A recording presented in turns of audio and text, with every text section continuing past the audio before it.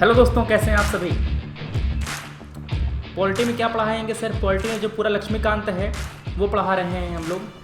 तो करते क्या हैं कि पॉलिटी का जो आपका चैप्टर नंबर 1, 2, 3 है वो तो हमने कर ही लिया है। ये चैप्टर नंबर 4 है। यहाँ पर आपको मैंने पहले बता दिया है कि किस तरह के क्वेश्चन पूछे जाते हैं हमारे प्रीलिम्स में, ठीक है। फिर इसके बाद हमने कुछ क्वेश्चंस कराए थे यूपीएससी प्रीलिम्स के, और हमने प्रियम्बल की जो कुछ खास बातें थी वो आपको बताई थी कि इसे कहाँ से लिया गया, इसका जो ये किस पर आधारित है, ये सब बातें हमने आपको पहले डिस्कस कर दी थी। इसका जो पूरा टेक्स्ट है उसके बारे में मैंने बताया था, और प्रियम्बल क्या क्या रिवील करता है आपको हमने वो बताया था।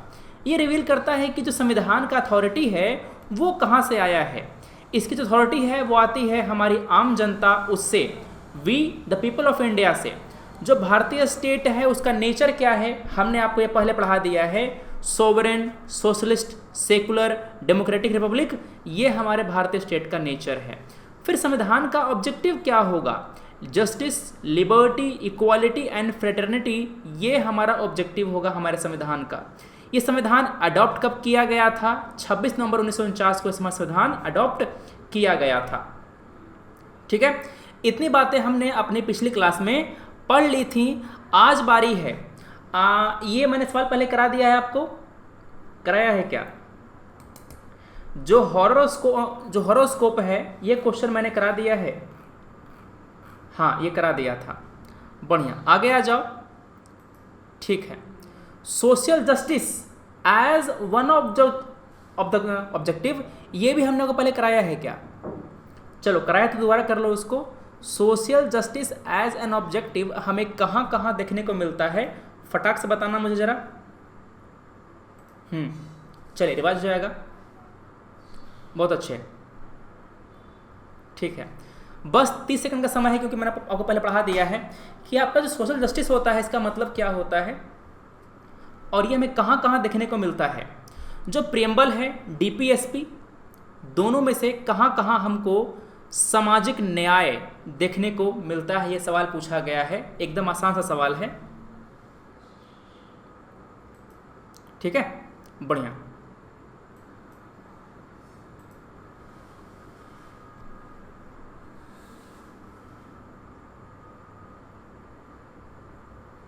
क्लियर, बहुत अच्छे।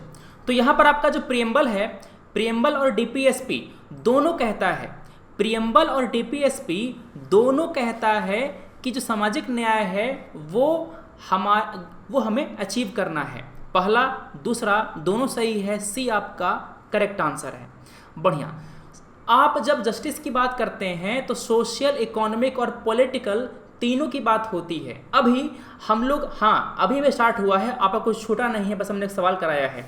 जो अभी ज्वाइन कर रहे हैं फटाक से कॉपी निकाल लो और लिखना शुरू करना। अब हम शुरू करने वाले हैं रियल चीज़, ठीक है, बढ़िया, ठीक है। ये मैंने आपको रिवाइज करा दिया कल की जो बातें थी।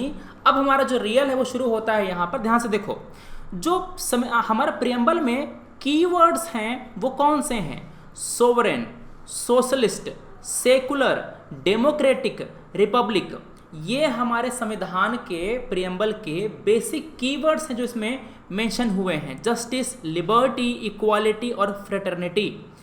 आपको पता है कि लिबर्टी, एक शब्द पर यूपीएससी प्रीलिम्स ने ऐसा सवाल पूछा था कि बड़े बड़े वहां पर गच्चा खा गए थे कि इसका आंसर क्या होगा। लिबर्टी क्या होती है? छूट कह सकते हैं उसको। आपको जो आज़ादी दी गई उसको हम लिबर्टी कहते हैं, ठीक है।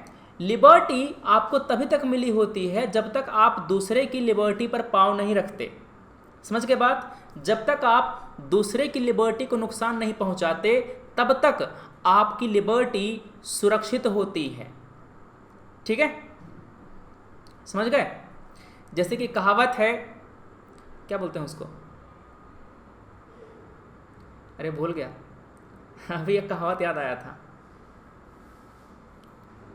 तेती पाँव पसारिए जेती लंबी सौर, ठीक है। ये कहावत वैसे तो लिमिटेशन पर है कि जितना अपना वो जितनी अपनी क्षमता होती है उतना ही करना चाहिए, मगर थोड़ा सा इसको एक्सपैंड कर सकते हैं कि जब तक दूसरों के बॉडी में आपका पाँव ना लगे तो उतना ही पाँव पसारना चाहिए, ज़्यादा आगे ना ले जाओ, चिकोटी काट लेगा पाँव में, कील चुभा देगा। ठीक है, बढ़िया। ठीक है, हाँ, समझ गए बात। तो यहाँ पर हम एक एक टर्म को समझेंगे। सबसे पहले हम समझेंगे सोवरेन, और उसका हम आपको नोट्स भी बनवाते जाएंगे। सबसे बड़ी बात ये, हम लोग नोट्स बनवाते जाएंगे। तो जिन आप में से जो लोग मेरी क्लास कर रहे हैं पहली बार, आपको बता दूं, आपको एक कॉपी लानी होती है मेरी क्लास की, पॉलिटी की कॉपी होती है वो। ठीक है, जो बाद में बताता हूं आपको, वो सब बातें आपको लिखनी होती हैं और आपको वही रिवाइज करना होता है। पॉलिटी वो काफ़ी है, सफिशिएंट, आपको सवाल नहीं छूटेगा। सर कैसे पता कि सफिशिएंट है? क्लास करने के बाद आप यूपीएससी प्रीलिम्स का क्वेश्चन सॉल्व कीजिए। अगर सॉल्व हो रहा है प्रीएम्बल का, मतलब सब चिल है, कोई दिक्कत नहीं है ना। पढ़ाने के बाद भी सवाल सॉल्व नहीं हो रहा है, मतलब कमी है कुछ। ठीक है ना, या तो मास्टर अच्छा नहीं पढ़ाया, या तो आपने ढंग से पढ़ा नहीं, कुछ छूट गया, दो में से एक बात होगी। क्लियर है? तो यही काम करना है आपको। लेक्चर करने के बाद आपको फिर सवाल सॉल्व करने हैं। बढ़िया, चलो करते क्या हैं हम लोग, अब फटाफट अपना जो नोट्स है बनाना शुरू करते हैं। पीडीएफ आपको इस वीडियो के नीचे मिल जाएगा, पीडीएफ आपको वीडियो के नीचे मिल जाएगा। बढ़िया, ठीक है, मास्टर में कोई कमी नहीं है। Thank you. चलो, पहला हमारा टर्म क्या है? पहला हमारा टर्म है सोवरेन। सोवरेन, संप्रभुता, संप्रभुता। ठीक है, भारत जो है हमारा सोवरेन नेशन है। इसका मतलब क्या है? भारत किसी भी देश का डिपेंडेंसी नहीं है, किसी भी देश का डिपेंडेंसी नहीं है।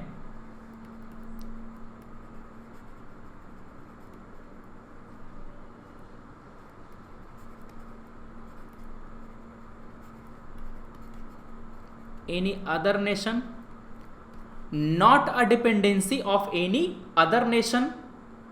ठीक है, nor a dominion, not a dominion। पता है आपको 1947 इंडिया इंडिपेंडेंस एक्ट 1947 आपको मैंने पढ़ाया है, याद है? इसमें क्या कहा गया था? भारत और पाकिस्तान दो डोमिनियन बनाए गए थे, दो डोमिनियन बनाए गए थे। मगर जब अपना संविधान लागू हुआ तो भारत ने अपने आप को सोवरेन कंट्री डिक्लेयर कर दिया कि हम किसी के अधीन नहीं हैं।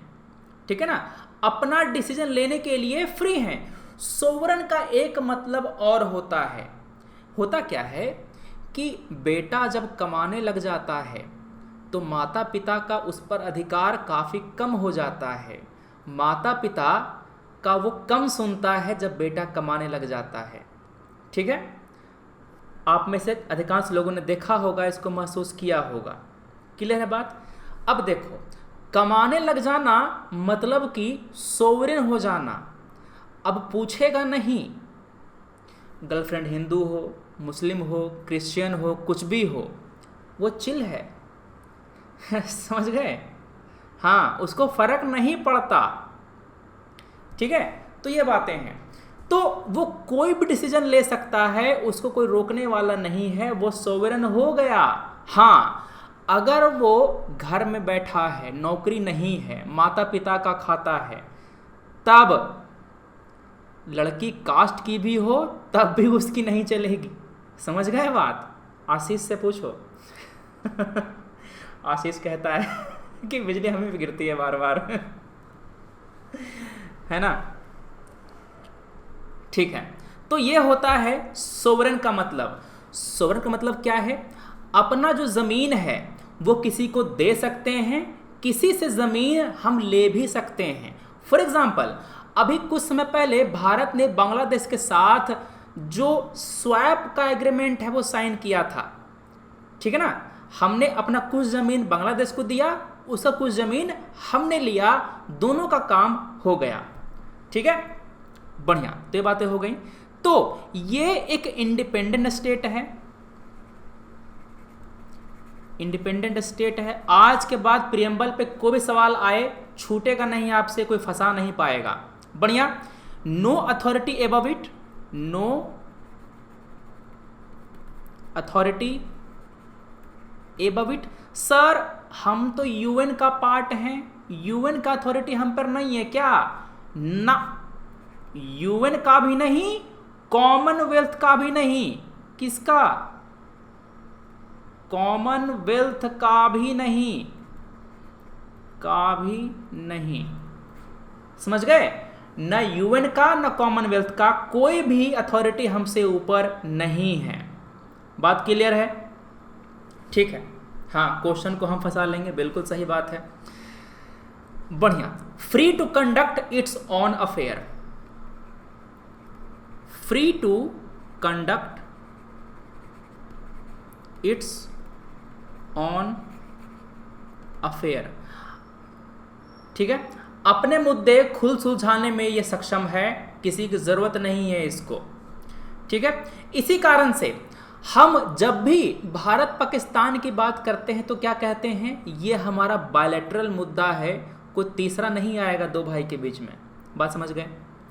क्यों सर, इतना क्यों डर लगता है आपको तीसरे के आने से? होता क्या है, जब जब तीसरा आया है तब तब हमको नुकसान ही हुआ है। आपको मैं कहानी सुनाता हूं। हुआ क्या, दो बंदर था ना, दो बिल्ली थी, एक बिल्ली यहां एक बिल्ली यहां। ठीक है, हुआ क्या, बीच में एक रोटी मिली, दोनों का बराबर अधिकार था। इसने कहा रोटी मैंने देखी, उसने कहा रोटी मैंने देखी। कहानी तो पता ही है आपको।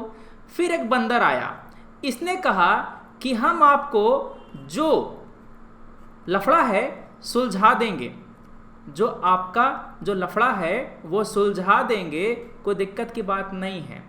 इसने किया क्या, रोटी के उसने दो टुकड़े किए, एक टुकड़ा बड़ा निकल गया, अब दोनों को बराबर देना है, तो छोटा वाला दे दिया पाकिस्तान को, बड़ा वाला दे नहीं सकता इंडिया को, तो बड़े वाले से तोड़ के रोटी खा गया बंदर।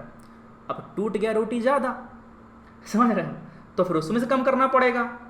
तो इस तरह से दोनों पलड़े से रोटी तोड़ तोड़ खाता रहा, कुछ नहीं बचा, भारत पाकिस्तान ऐसे रह गया। यूएस यूके ये मजे लेते रहे, ये मजे लेते रहे। इंडिया को डिवाइड करने का एक कारण ये भी था कि एशिया में कोई बड़ा पावर न रह पाए जो चैलेंज कर सके यूके को, यूएस को, इन सब को। अगर कोई कंट्री कमज़ोर रहती है तो उसको एक्सप्लॉइट करना आज़ादी देने के बाद भी आसान होता है। बात समझ गए? क्या आपको पता है कि ब्रिटेन की यह पॉलिसी थी कि भारत को आज़ादी दे दी जाए और समूचा ब्रिटिश समेट करके पाकिस्तान की ओर चला जाए और पाकिस्तान को अपने अंदर रखे? क्या आपको पता है ये बात? स्पेक्ट्रम पढ़िएगा, जो स्पेक्ट्रम पतली सी किताब दिखाता हूँ ना मैं, छोटी सी है मगर मोटी सी है, उस किताब को पढ़िएगा, ठीक है ना? उसमें ये सब बातें लिखी गई हैं। मैंने टारगेट का जो वीडियो जो देता हूं मैं आपको रोज सुबह, कल रविवार है, कल आपको एक निबंध लिखने को दिया जाएगा, कल आपको एक अच्छा सा निबंध लिखने को दिया जाएगा। निबंध की खास बात ये होगी कि अगर आपने तैयारी शुरू करी है अभी 1-2 महीने पहले भी, तब भी आप उसका जवाब दे पाएंगे, कोई दिक्कत की बात नहीं है। निबंध तो आप क्लास 10th में भी लिखते थे, 12th में लिखा ही होगा, बस वैसा ही बस लिख लो कि हाँ मैंने निबंध लिखा है, कॉन्फिडेंस एक अलग सा आता है। समझ गए बात?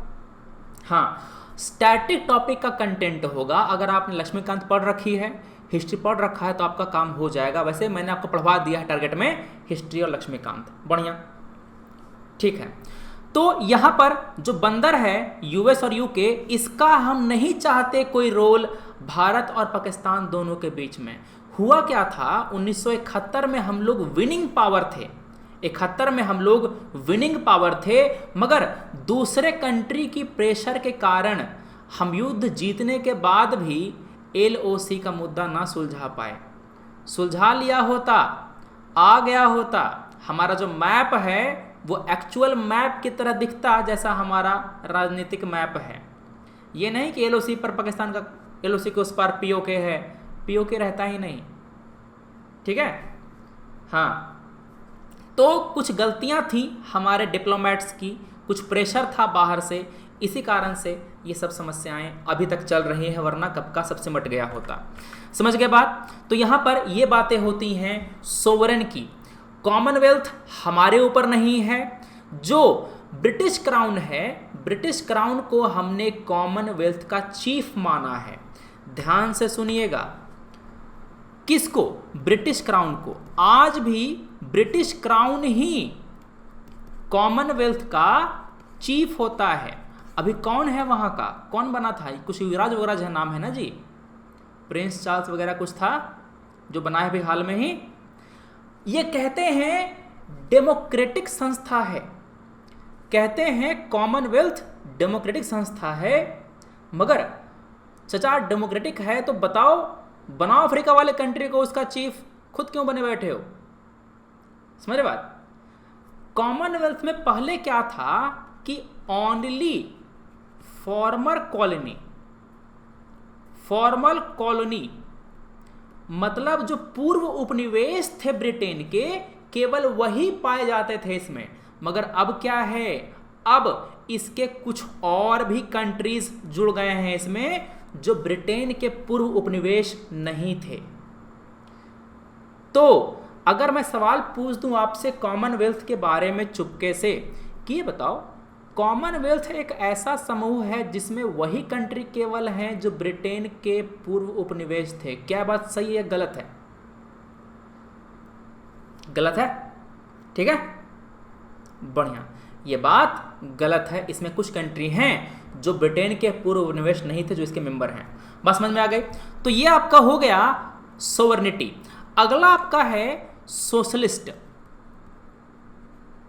सोशलिस्ट शब्द को प्रेम्बल में ओरिजिनल नहीं डाला गया था। सोशलिस्ट शब्द ये ओरिजिनल संविधान में नहीं था। क्या था? ओरिजिनल संविधान में नहीं था। कब डाला गया सर? 42nd संविधान अमेंडमेंट एक्ट 1976। इसके तहत 3 शब्द डाले गए थे। हमारे धुरंधर ईश्वरी, निशांत बहुत अच्छे, अंजीम, मोनिका, अमन, नीलाक्षी, पीयूष बहुत बढ़िया, शाबाश। तो यहाँ पर 3 शब्द डाले गए थे। कौन कौन सा? सोवरेन, ना सोशलिस्ट, सोशलिस्ट, सेकुलर, और क्या एक और है? एक और है इंटीग्रिटी। क्या?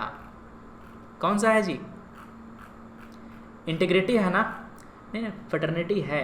फ्रेटर्निटी जो है ना वो पहले से है, ठीक है। कौन सा है? 3 है, सोशलिस्ट, सेकुलर और इंटीग्रिटी। बस में आ गए। तो 3 शब्द ऐड किया गया था आपके प्रियम्बल में 42nd अमेंडमेंट के जरिए। बात क्लियर है? अच्छा, समाजवाद 2 तरह का होता है। समाजवाद 2 तरह का होता है। एक होता है क्या? डेमोक्रेटिक, डेमोक्रेटिक समाजवाद। दूसरा होता है कम्युनिस्ट, COMMUNIST, कम्युनिस्ट, कम्युनिस्ट समाजवाद, ये दूसरा होता है। जो डेमोक्रेटिक समाजवाद है और कम्युनिस्ट समाजवाद है, दोनों में एक मेन अंतर ये है कि कम्युनिस्ट समाजवाद में जो फैक्टर ऑफ प्रोडक्शन है, फैक्टर ऑफ प्रोडक्शन, ये क्या होता है सर? जब आप इकोनॉमी पढ़ेंगे NCERT वाली तो समझेंगे 4 होते हैं factor of production. Labour, land, capital और एंटरप्रेन्योरशिप, ठीक है। सिद्धार्थ जैन बहुत अच्छे। लैंड, लेबर, कैपिटल और एंटरप्रेन्योरशिप, बढ़िया। ये 4 होते हैं। तो फैक्टर ऑफ प्रोडक्शन पर सरकार का ऑनरशिप होगा। ठीक है,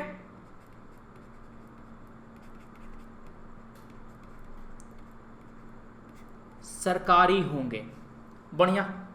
दूसरा, प्राइवेट प्रॉपर्टी होगा ही नहीं, no private property, no private property. समझ गए बात? बस समझ गए, नो प्राइवेट प्रॉपर्टी। तो हमने कम्युनिस्ट समाजवाद नहीं अपनाया है, हमने किया क्या है, डेमोक्रेटिक समाजवाद अपनाया है। ये क्या किया है, यहां पर मार्क्सिज्म और गांधीज्म दोनों का मिश्रण है, मार्क्सिज्म प्लस गांधीज्म का मिश्रण है।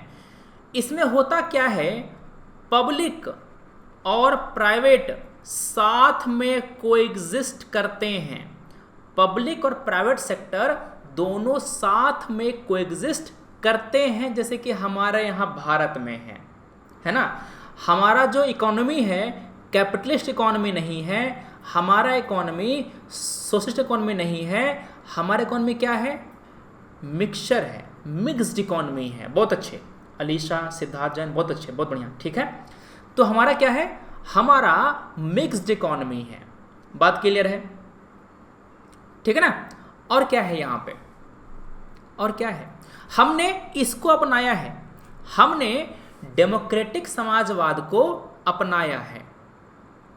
ठीक है, तो ये हो गया आपका सोशलिस्ट, सोशलिस्ट टर्म ये हो गया।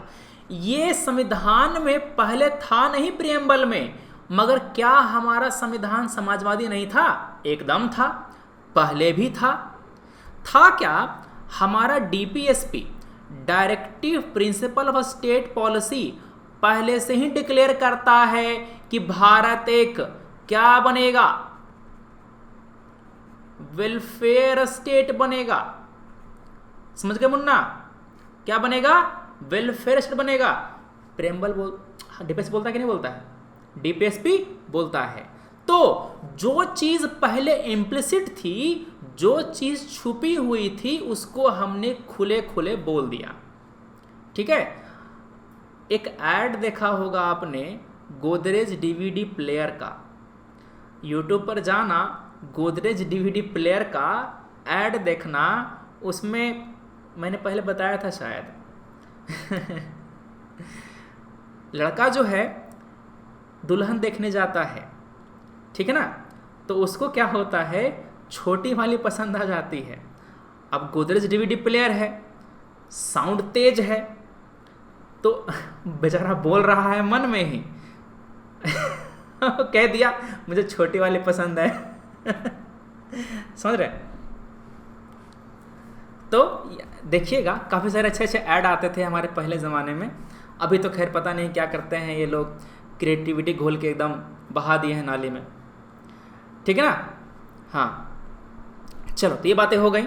जो पहले अप्रत्यक्ष था उसको अब क्या कर दिया गया है, प्रत्यक्ष कर दिया गया है।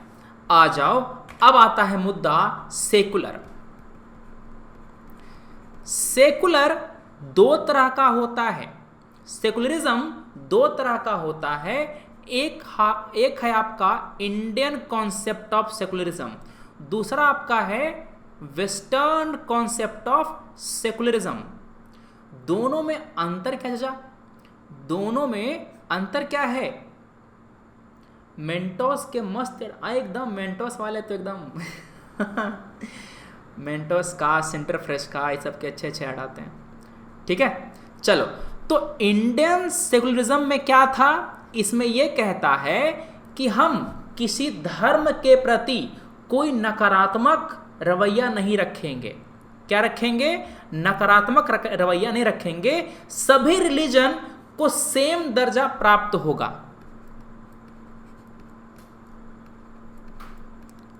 सभी धर्म को सेम दर्जा, क्लियर है बात? और सेम सपोर्ट,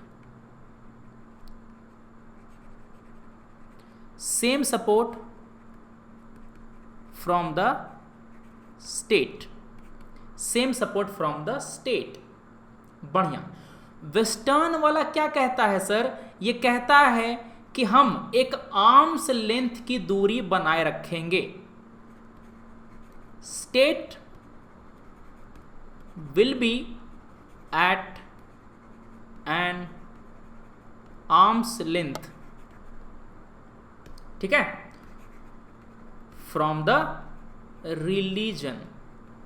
होता क्या था, दोनों में अंतर समझो आप, दोनों में अंतर समझो आप। समस्या क्या है, जो आपका वेस्टर्न सोसाइटी थी वहां पर धर्म का बहुत ही बड़ा रोल हुआ करता था पहले।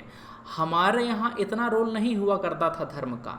वहां पर राजा और धर्म के बीच में कन्फ्लिक्ट चला करता था। आप जब वर्ल्ड हिस्ट्री का ओल्ड एनसीईआरटी पढ़ेंगे तो आप पढ़ेंगे चर्च और आपका जो क्राउन है इसके बीच के डिस्प्यूट को, उसके बीच के युद्ध को। एनसीईआरटी की जो वर्ल्ड हिस्ट्री है ओल्ड एनसीईआरटी वाली, आप जब पढ़ेंगे तो आपको सब पढ़वाएंगे, पूछने की बात नहीं है। वर्ल्ड हिस्ट्री सभी कुछ, जीएस का, प्रीलिम्स का पेपर, मेंस का पेपर, सभी को हम टारगेट में कवर करेंगे। बहुत बढ़िया। कैथोलिक चर्च था, एक और चर्च क्या होता है जी? ठीक है, एक और होता है कैथोलिक के अलावा, एक और होता है, नाम बताना मुझे। ठीक है, प्रोस्ट्रेट। बढ़िया। तो आपका, हाँ, प्रोटेस्टेंट चर्च। तो ये आपका हो गया, समझ गए बात? तो यहां पर स्टेट जो होगा वो धर्म से दूर होगा।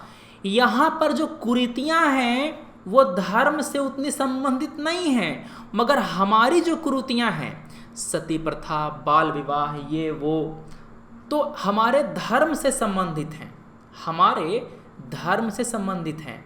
क्या आपको पता है कि कम्युनिज्म भगवान को नहीं मानता? कम्युनिज्म भगवान को नहीं मानता, नो गॉड, याद रखिएगा। ठीक है, नई नई बातें पता चली होंगी काफी कुछ आपको आज, है ना। चाइना को इसीलिए हम लोग गॉडलेस कंट्री कहते हैं, बुद्धिज्म भले ही है, गॉडलेस कंट्री कहते हैं उसको। हाँ, मार्क्सिज्म नहीं मानता था। ठीक है, तो ये बातें हो गई। हम करते क्या हैं, हम लोग का जो सेक्युलरिज्म है ना वो इंडियन टाइप का है, जैसे कि वो होते हैं ना, अरे वही सुबह सुबह वाला इंडियन इंटरनेशनल स्टाइल, वैसा ही। ठीक है, तो वो बेकार है एकदम, समझ गए सर? पॉइंट टू इंडिया वाले का प्लीज रिपीट। कौन सा पॉइंट टू? पॉइंट वन तो आपका ये हो गया कि सभी धर्म को सेम दर्जा, सभी धर्म को सेम दर्जा, सभी धर्म को सेम सपोर्ट, धर्म पर टैक्स नहीं लगाएंगे। सर दो वॉइस आ रहा है, दो वॉइस क्यों आ रहा है? दो वॉइस आ रहा है क्या जी? ना, ठीक तो है, आवाज क्लियर है ना, कोई दिक्कत तो नहीं है? आवाज क्लियर है, कोई दिक्कत नहीं है? ठीक है, चलिए आगे बढ़ते हैं हम लोग। बढ़िया। तो जो हमारा ये सेकुलरिज्म है ना, इसको भी 42nd अमेंडमेंट एक्ट के जरिए ही ऐड किया गया था। मगर हमारा संविधान पहले भी सेकुलर था, आज भी सेकुलर है। संविधान में आर्टिकल नंबर 25, आर्टिकल 25 से 28 तक पहले भी था, आज भी है। क्या करता है ये? Freedom of religion, freedom of religion. Article 14 भी था ना सर, राइट टू इक्वालिटी, है कि नहीं? आर्टिकल 15 भी था कि किसी से डिस्क्रिमिनेशन नहीं होगा, है कि नहीं? तो अधिकार तो पहले भी थे, बाद में भी थे, बस वही है जो खुल के नहीं कहा वो आज खुल के कह दिया, है ना। हाँ, अंदाज मूवी है एक अक्षय कुमार की, देखा है आपने? अंदाज मूवी में प्रियंका चोपड़ा भी हैं और लारा दत्ता भी हैं। ये उस समय की बात है जब दोनों ने एंट्री करी थी बॉलीवुड में, नए, ठीक है ना। उसमें गाना है, ठीक है ना, आज कहना ज़रूरी है। तो इनको भी लगा 1976 में, इनको लगा कि आज कहना ज़रूरी है कि देश सेकुलर है और सोशलिस्ट है। ठीक है ना, सभी गाने इसके हिट हैं, सुनिएगा। अरे आजकल के लोग क्या सुनेंगे, इनको तो रैप में अच्छा लगता है। हाँ रैप भी अच्छा है, मगर रैप क्वालिटी को सुनो तब ना, रैप क्वालिटी को सुनो तब अच्छा है। ठीक है, बढ़िया। ये फालतू फालतू रैप सुनते हैं। ठीक है, सुना दो एक, अरे पॉलिटी पढ़ लो, सुना दो एक हैं। चलिए ये बातें हो गई। अगला क्या है, डेमोक्रेटिक। डेमोक्रेटिक गणतंत्र हमारा संविधान है। इसका मतलब क्या है, हमारे देश को जो पावर मिली है, सरकार जो बनेगा उसका पावर कहाँ से आएगा, जनता से फ्लो होगा। Power will flow from the people. सरकार के पास पावर कहाँ से आएगी, जनता से आएगी। मगर क्या आपको पता है कि आपके अधिकारों का सोर्स आप नहीं हैं। याद रखिएगा, ध्यान से लिख लीजिएगा। आपको जो अधिकार मिला है उसका सोर्स आप नहीं है, उसका सोर्स संविधान है। ठीक है, आपके अधिकारों का सोर्स संविधान है। सर अधिकार का सोर्स संविधान है और संविधान का वैलिडिटी हमसे है, ये तो चक्कर हो गया, गोल चक्कर कट गया ना। जनता को अधिकार मिला है किससे, संविधान से, और संविधान को पावर किससे मिला है, अथॉरिटी, जनता से। तो सर्किल हो गया ये वाला, है ना। बढ़िया। सुप्रीम कोर्ट आपके अधिकारों का गारंटर है। अगर आपका अधिकार कोई वायलेट करता है तो आप सीधे सुप्रीम कोर्ट में जा सकते हैं। बढ़िया, ठीक है। मैंने पहले ही कहा था कि इंटरनेट बचा करके रखिएगा। मैंने कहा था कि नहीं कहा था। आप में से कुछ लोगों का नेट काम नहीं कर रहा, कुछ लोग नेट पी गए। ऐसे कैसे काम चलेगा दीदी? मैम देखा है आपने? तब ठीक है, नहीं मैंने किसी को कहा नहीं है, मैंने मेम की बात करी है। चलिए सॉरी। तो आपका यहाँ पर जो डेमोक्रेटिक है इसके बारे में बात कर रहे थे हम लोग। बढ़िया। हाँ, तो ये क्या कहता है, इसका जो सोर्स है जनता है, हमारे पास गवर्नमेंट का सोर्स। बढ़िया। तो ये कहता है कि हमारा जो डेमोक्रेटिक है वो दो तरह का होता है। एक होता है डायरेक्ट डेमोक्रेसी, दूसरा होता है इनडायरेक्ट डेमोक्रेसी। क्या होता है, प्रत्यक्ष, और दूसरा होता है अप्रत्यक्ष। प्रत्यक्ष वाले में करते क्या हैं कि आपका जो जनता होता है सीधे खुद ब खुद रूल करता है। ये छोटे देशों में होता है। हाँ, ये कह सकते हैं कि पंचायत में अगर हम चाहें तो डायरेक्ट लगा सकते हैं, क्योंकि वो छोटे स्तर पर होता है। जैसे कि आपका स्विट्ज़रलैंड वगैरह हो गया, ठीक है ना, वहाँ पर डायरेक्ट है, जनता खुद ही रूल करती है। एक होता है इनडायरेक्ट, जहाँ पर आपके जो प्रतिनिधि है ना, आपके जो रिप्रेजेंटेटिव हैं। बढ़िया, ठीक है। तो ये आपका जो है वो रूल करते हैं आपके जगह। हमारा जो डेमोक्रेसी है वो पॉलिटिकल, सोशल और economic,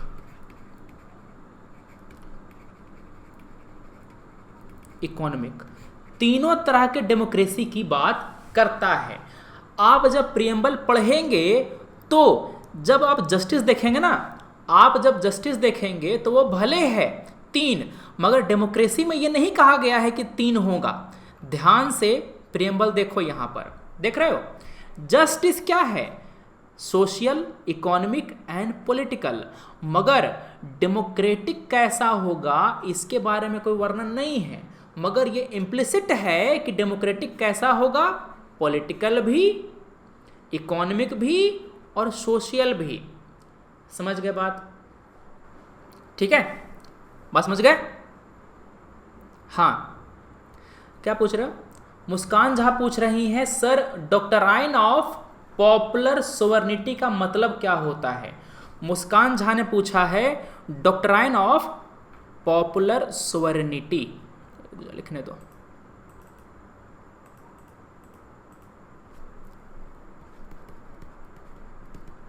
doctrine of popular sovereignty, ये क्या होता है? यहां पर जो सुप्रीम पावर होती है वो जनता के पास होती है। सुप्रीम पावर जनता के पास, ठीक है। एक मूवी थी तन्नू वेड्स मन्नू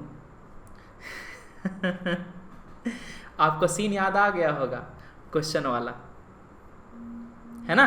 कौन सा scene? Very good question excellent question, but your question hurt me है ना? बहुत ही बेहतरीन एक्टर हैं, ठीक है। तो आपका जो डॉक्ट्रिन ऑफ पॉपुलर सोवरेनिटी है, ये क्या कहता है?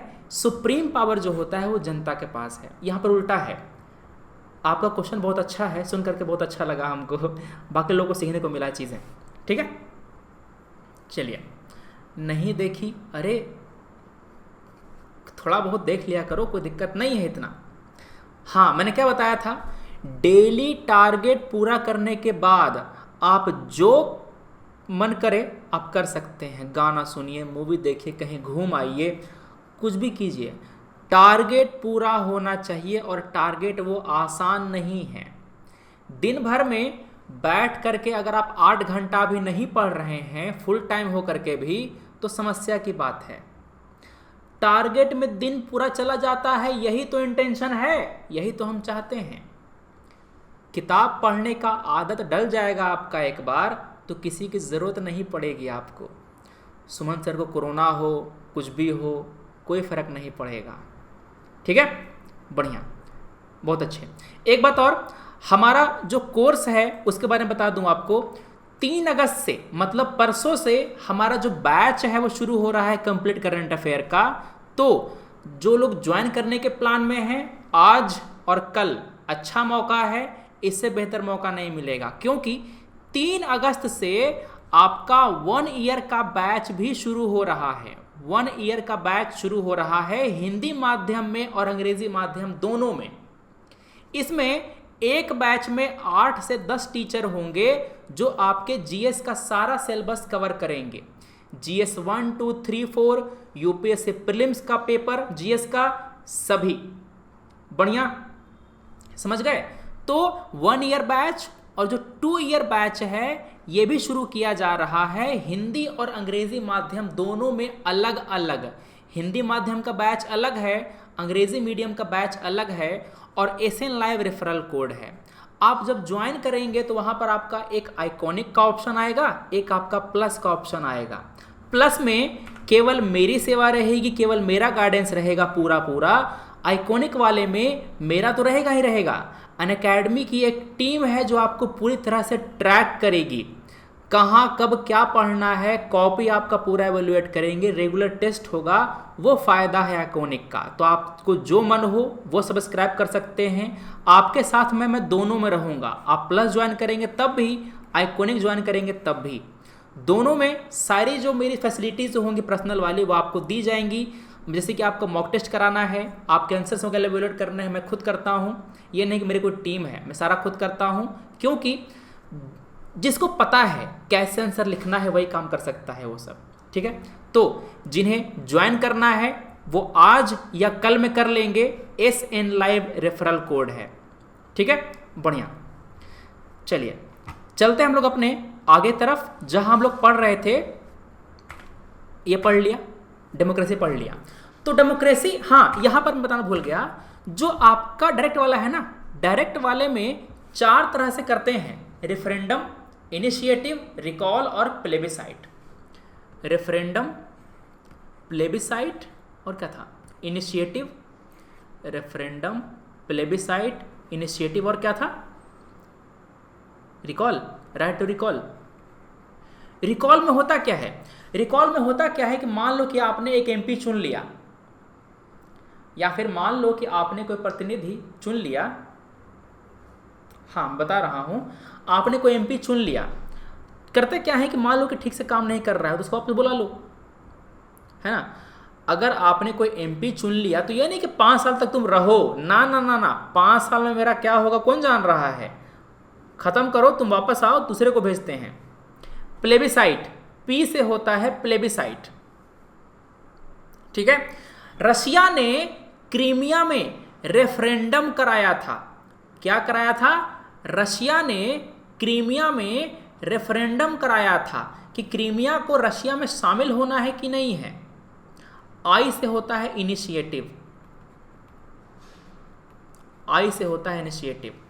ब्रिटेन में जब उसको यूके से ईयू से बाहर निकलना था तो उसने कहा था ना ब्रेग्जिट के बारे में, बाहर निकलना है कि नहीं करना है, तो वहां पर भी कराया गया था। ये सब एग्जाम्पल आपको याद रहने चाहिए। द हिंदू इसीलिए पढ़ते हैं। द हिंदू का जो आपका अखबार है ना, उसके एग्जाम्पल आपको काम आएंगे। जितने ज़्यादा एग्जाम्पल लिखेंगे उतने ज़्यादा आपको नंबर मिलेंगे। द हिंदू से एग्जैक्ट सवाल नहीं बनता, इश्यूज पूछे जाते हैं यूपीएससी में, न्यूज़ नहीं पूछा जाता बाबू, याद रखना हमेशा। प्रीलिम्स में आप अनाप शनाप एमसीक्यू करते रहते हैं बैठ करके, कभी देखिए कि प्रीलिम्स का करंट का एमसीक्यू कैसा रहता है। मोटे मोटे सवाल आते हैं, महीन महीन सवाल नहीं आते। एक बार देख करके देख लीजिए कि हाँ कैसा क्वेश्चन आया था, आपका मेहनत काफ़ी कम हो जाएगा। आप जो रटते रहते हैं ना डाटा फैक्ट वगैरह, ना, नहीं करना है सर। और ऐसा नहीं है कि नहीं याद करेंगे तो नहीं आएगा, एकदम आएगा। आपने मेरे मार्क्स देखे हैं, है ना, 136, 120, 122 लगातार आए हैं। नहीं रटेंगे तब भी आएगा, बस आपको सवाल सॉल्व करना आना चाहिए प्रीलिम्स में, समझ गए? ठीक है ना, बढ़िया। अच्छा, करंट अफेयर कोर्स के बाद हम लोग जो इथिक्स का है ना उसका शुरू करने वाले हैं, उसका भी प्लानिंग है। इसीलिए मैं आपको पढ़ा रहा था केस स्टडी, जो है ना केस स्टडी, वो पढ़ा रहा था मैं यहाँ पर देखने के लिए कि हाँ कितने बच्चे पढ़ना चाहते हैं इथिक्स, तो फिर मैं उसको शुरू करूँगा। तो जो लोग ज्वाइन करना चाहते हैं उनके लिए एक और रहेगा कारण। ठीक है, बढ़िया, आ गए यहाँ पे। चलिए, ये बातें हो गई। अगला टर्म क्या है? गणतंत्र, रिपब्लिक। अगला आपका है रिपब्लिक। बढ़िया, देखो, head of the state, head of the state, एक होता है हेड ऑफ गवर्नमेंट। भारत में हेड ऑफ द गवर्नमेंट होता है पीएम। क्लियर है? ये कौन है? राष्ट्रपति। राष्ट्रपति होते हैं हमारे head of the state. US में क्या है? यूएस में राष्ट्रपति ही है स्टेट और राष्ट्रपति ही है गवर्नमेंट का भी, क्योंकि वहां पर प्रेसिडेंशियल फॉर्म ऑफ गवर्नमेंट है, प्रेसिडेंशियल फॉर्म ऑफ गवर्नमेंट है। एक बात और, मैंने क्लास में डिस्कस किया था कि थरूर जी का एक आर्टिकल आया था, शशि थरूर जी का एक आर्टिकल आया था कि भारत में क्यों ना राष्ट्रपति टाइप का गवर्नमेंट लाया जाए, प्रेसिडेंशियल फॉर्म ऑफ गवर्नमेंट क्यों ना लाया जाए। मैंने सारी बातें इसको डिस्कस करी थी कि क्यों लाना चाहिए, क्यों नहीं लाना चाहिए, क्या खराबियां हैं, इन कमियों को हम कैसे दूर कर सकते हैं, सारी बातें मैंने पढ़ाई थी। ठीक है, बढ़िया, ये बातें हो गई। तो ये बातें ठीक हैं। यहां पर क्या है? हेड ऑफ द स्टेट या तो वो हो सकता है इलेक्टेड, निर्वाचित, दूसरा हो सकता है हेरिडेटरी, मतलब कि बाप के बाद बेटा, बेटे के बाद उसका बेटा, ऐसे करके। क्या बोलते हैं उसको? हेरिडेटरी, मतलब वंशगत, वंशगत होता है वो। ये होता है निर्वाचित, ये होता है निर्वाचित। बढ़िया। अगर head of the state elected है, इसको बोलते हैं रिपब्लिक, गणतंत्र। अगर हेड ऑफ द स्टेट वंशगत है, इसको बोलते हैं मोनार्की। जैसे कि ये हो गया यूएसए, ये हो गया इंडिया, ये हो गया यूके। समझ गए? यूके एग्जाम्पल है मोनार्की का। बढ़िया, हाँ ठीक है। तो ये हो गई बातें आपके रिपब्लिक की। अगला क्या है? अगला आपका है जस्टिस। अगला आपका है जस्टिस। समझ के बात? जो लोग नए हैं टेलीग्राम ज्वाइन कर लेंगे, मेरी सारी क्लास का लिंक आपको वहीं मिलेगा। चाहे वो क्लास कितने बजे भी हो, आपको क्लास के आधे घंटे पहले लिंक मिल जाता है। समझ गए बात? हाँ, तो टेलीग्राम ज्वाइन कर लीजिए। बढ़िया। जस्टिस कहता है किस तरह का? जस्टिस किस तरह का? Social, economic and political. Social justice, social justice, economic justice and political justice. Political justice का मतलब ये है कि भारत के सभी नागरिकों को इक्वल अधिकार होंगे। इक्वल अधिकार लिखो, मैं लिखवा रहा हूँ, लिखो। अब इसको लिखना बहुत मुश्किल है। पॉलिटिकल के अंदर पहला पॉइंट ये लिखना, सभी नागरिकों को समान पॉलिटिकल अधिकार होंगे। सभी नागरिकों को समान राजनीतिक अधिकार होंगे। Every citizen will have equal political power. Type मत करो, लिख लो उसको। दूसरा पॉइंट क्या है?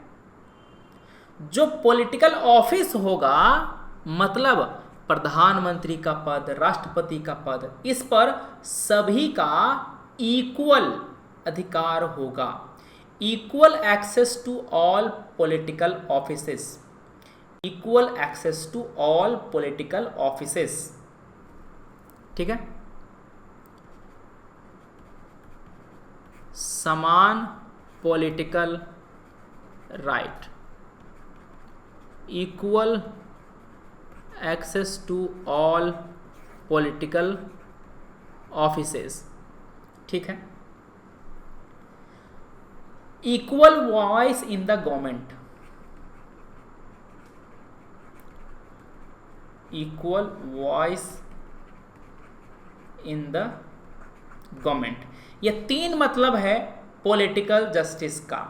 ये तीन मतलब है पॉलिटिकल जस्टिस का। समझ गए?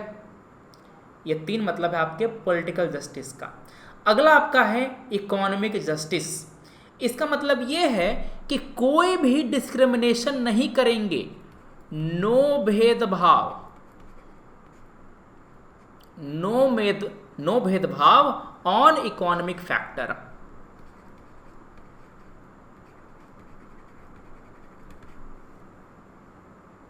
On economic factor. आर्थिक आधार पर कोई भी भेदभाव नहीं होगा। आर्थिक आधार पर कोई भी भेदभाव नहीं होगा। अगला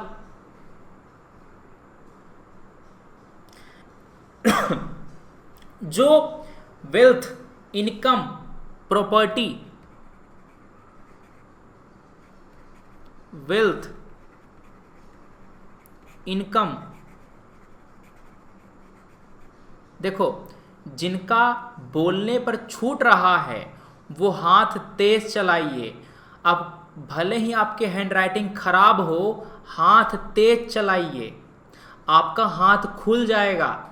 खुल जाएगा मतलब क्या? आपकी स्पीड तेज हो जाएगी और आप 3 घंटे में 20 क्वेश्चन लिख पाएंगे मेंस का। वरना घसीटते रह जाएंगे, आंसर ना हो पाएगा। हाथ दर्द करता है, इसीलिए तो करवा रहे हैं।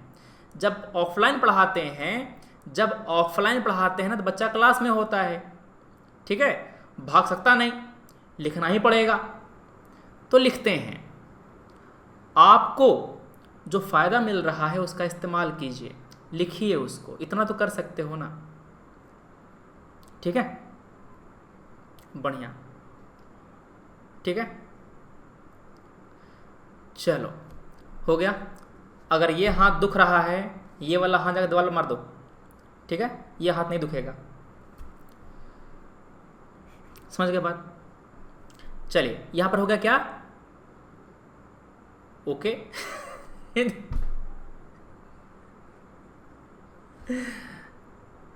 मार दिया अरे मार भी दिया ठीक है, बढ़िया, ठीक है, ये बातें हो गई। अगला देखो ये क्या कहता है। हाँ एक बात और, अगर आप, हाँ एक तो रह गया सामाजिक जस्टिस, सोशल जस्टिस। ये कहता है कि सभी नागरिकों को इक्वल ट्रीटमेंट देंगे, सोशल डिस्क्रिमिनेशन नहीं करेंगे, सामाजिक भेदभाव नहीं होगा, सामाजिक भेदभाव का अभाव, सामाजिक भेदभाव का अभाव होगा। पहला मुद्दा तो ये होगा, ठीक है। लिखो, जाति रंग, जाति रंग, रेस, रिलीजन, लिंग, इन सब के आधार पर, इन सब के आधार पर भेदभाव नहीं होगा,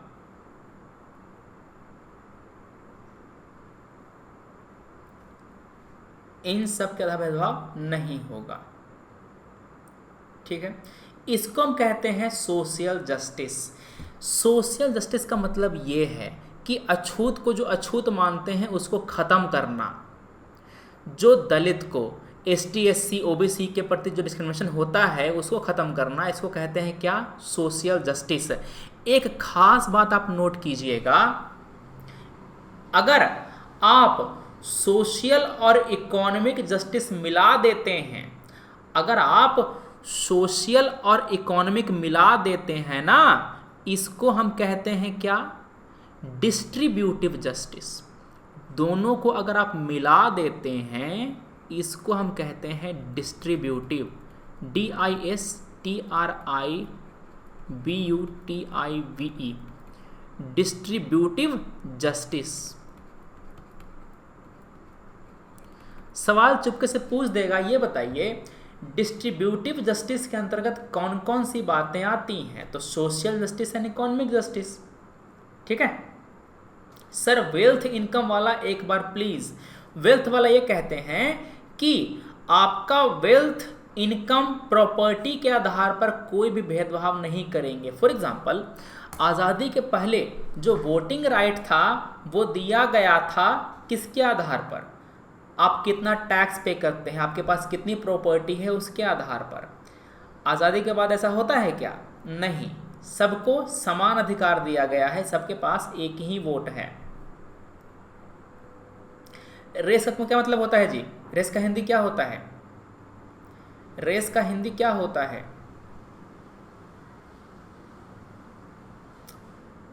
नस्ल, नस्ल कहते हैं उसको, रेस को, ठीक है। वो वाइट हो गए, यूके यूएस वाले वाइट हो गए, हम लोग ब्राउन कहे जाते हैं, अफ्रीका वाले काले कहे जाते हैं, इस तरह से, ठीक है। मंगोल अलग हैं, साउथ ईस्ट एशिया के लोग अलग हैं, जापान के लोग अलग हैं, है ना।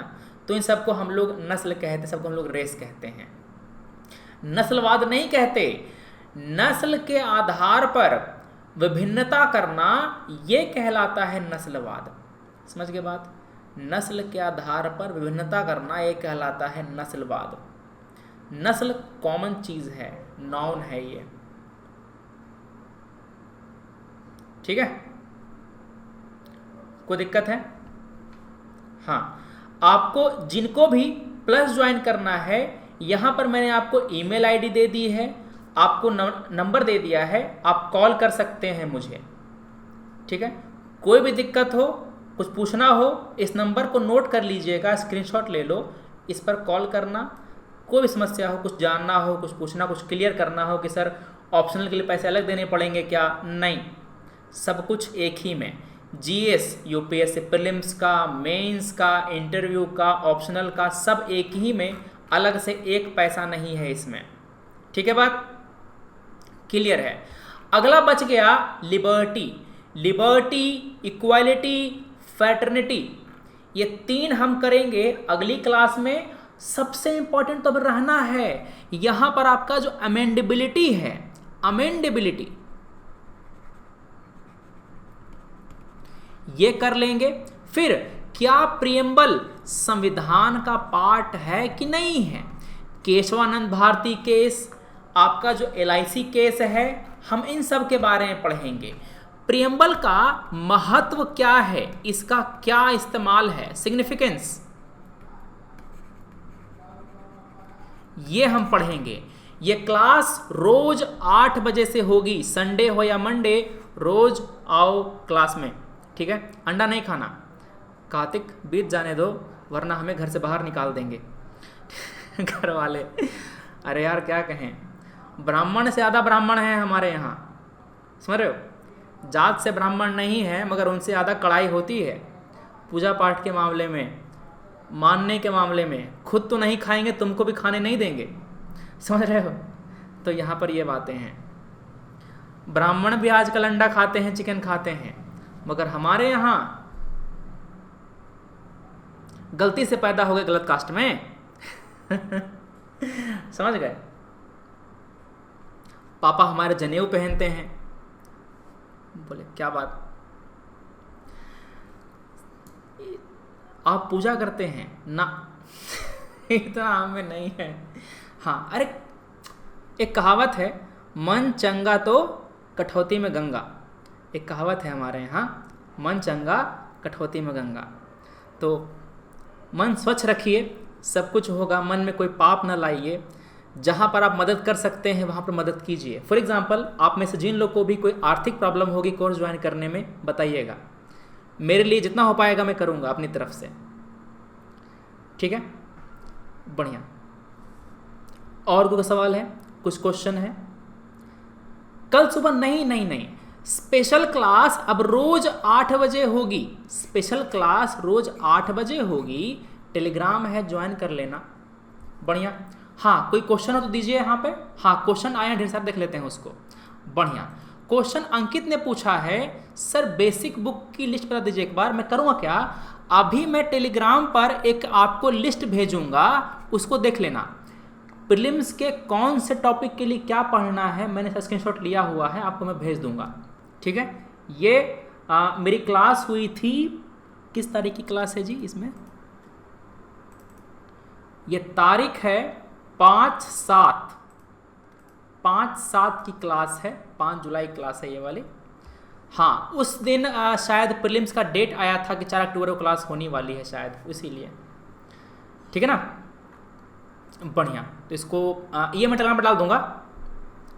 चलिए, शिवा झा ने डाला है ये है कॉपी राइटिंग पर ध्यान ना दे कोई। अच्छा, बहुत अच्छे, आपने लिखा, बहुत ही अच्छा लिखा है आपने, ठीक है। चलो, लाल पीला हरा सब किया है, बहुत बढ़िया, ठीक है। हाँ, क्या लिखा है, इंटरव्यू में पूछा जाता है यहाँ के सेकुलरिज्म डाला गया बीच में क्यों डाला, शुरू या लास्ट में क्यों नहीं। हाँ, क्योंकि पता नहीं था ना कि डालने की ज़रूरत पड़ जाएगी, पता नहीं था कि धर्म खतरे में आ जाएगा, इतना भी नहीं था, इसीलिए उन्होंने शुरू में नहीं डाला। जब लगने लग गया कि जिससे कि आपका जो संप्रदायवाद ज़्यादा फैल गया है, संविधान को अब खुले कहना पड़ेगा हम सेकुलर हैं, तब इसको डाला गया बाद में, ठीक है। बढ़िया। यूपीपीएससी के इंटरव्यू चल रहे हैं, वहाँ पर सवाल पूछे जाते हैं। मोनार्की रिपब्लिक, मैंने बता दिया। राज शर्मा, आपको आपका आंसर मिल गया होगा।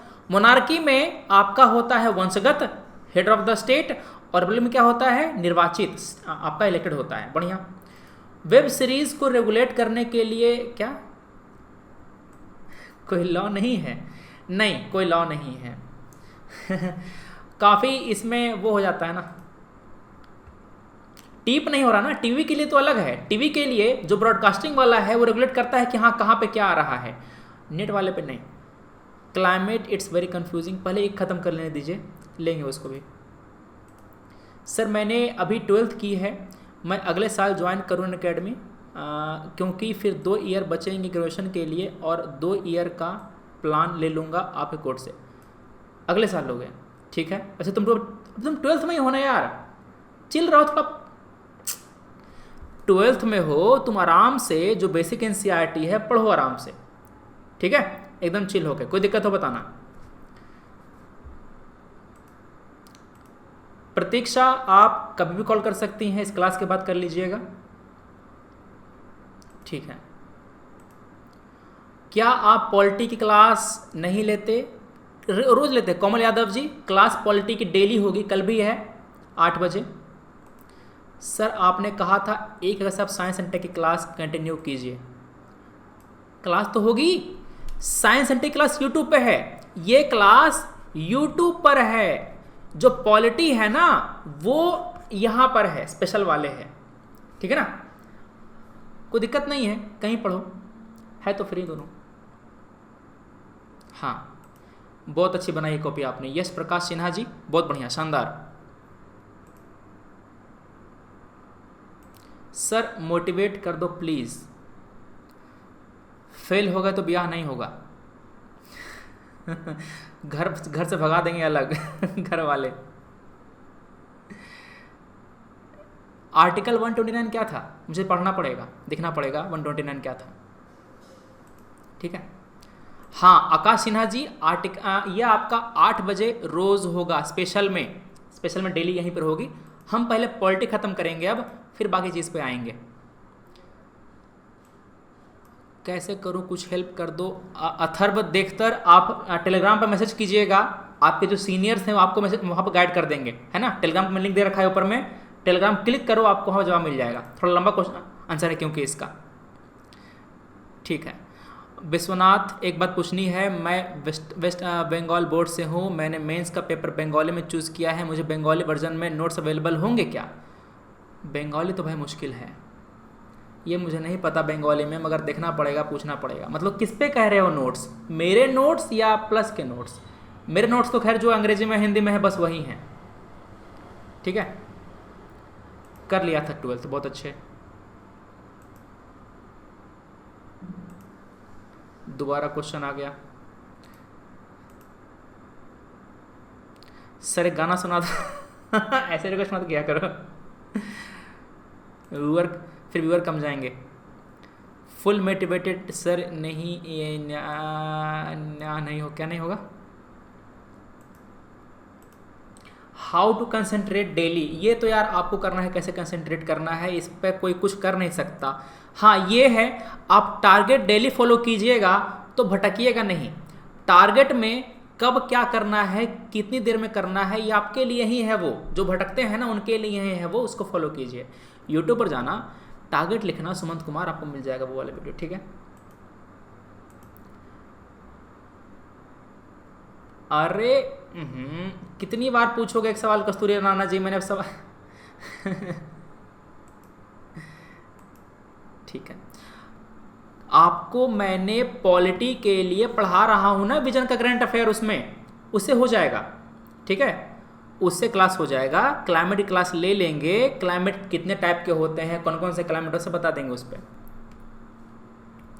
सर फुल मोटिवेटेड भी सही बात है, बहुत अच्छे। तो जो लोग हमारी क्लास अभी ज्वाइन कर रहे हैं वो कल 8 बजे आएंगे।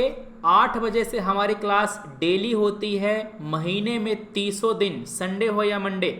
अगर भूल जाऊं कॉल करके याद दिला देना, सर क्लास है अभी, बस इतना ही करना और कुछ नहीं, ठीक है। बढ़िया, ठीक है। फर्स्ट क्लास तो हमारी जो बैच है वो शुरू हो रहा है 3 अगस्त से। जिन्हें ज्वाइन करना होगा वो आज कल में ज्वाइन कर लेंगे, आप ही क्लास छूटनी नहीं चाहिए, क्योंकि पहले दिन मैं शुरू करूंगा साइंस एंड टेक से और इकोनॉमी से। मैं नोट्स बनवाता हूं इस क्लास में, वो नोट्स काफ़ी होते हैं आपके यूपीएससी प्रीलिम्स और दोनों मेंस, उसमें एग्जाम में आंसर लिखने के लिए। मेरे आंसर कैसे होते हैं, आपने मेरे आंसर देखे हैं टेलीग्राम चैनल पर, आपको मैंने पढ़ाया है कैसे आंसर लिखना है, ठीक है। अगर भरोसा हो कोर्स ज्वाइन कर लेना, कोई दिक्कत नहीं है। आपका 1 ईयर 2 ईयर बैच शुरू हो रहा है 3 अगस्त से ही, कोई दिक्कत नहीं होगी। यहाँ पर भी गाइडेंस मेरे पूरे आपके पास, रेफरल कोड SN लाइव है। कोई दिक्कत हो मुझे यहाँ पर कॉल करना, मुझे यहाँ मेल करना कभी भी, ठीक है। चलिए मिलते हैं हम लोग अपनी क्लास में कल 8 बजे। कल संडे है, कल 8 बजे मिलते हैं। Thanks for watching, take care, जय हिंद।